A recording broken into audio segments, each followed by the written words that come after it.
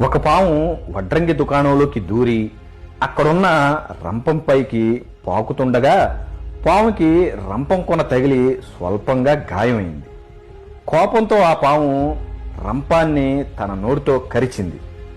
ఈసారి నోట్లో పెద్ద గాయం అయ్యి రక్తం వచ్చింది. ఏం జరుగుతుందో తెలియక రంపం తనపై దాడి చేస్తుంది అనుకుని ఆ పాము వెంటనే రంపాన్ని గట్టిగా చుట్టుకొని తన బలమంతా ఉపయోగించి రంపానికి ఊపిరాడకుండా చేసి చంపేయాలనుకుంది. కానీ చివరికి రంపం కోతకి ఆ పామే చనిపోయింది.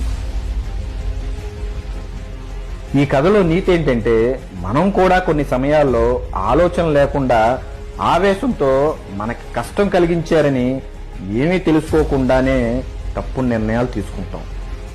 తన కోపమే తన శత్రువు. తెలుసుకోకుండా ఎవరిని బ్లేమ్ చేయకండి.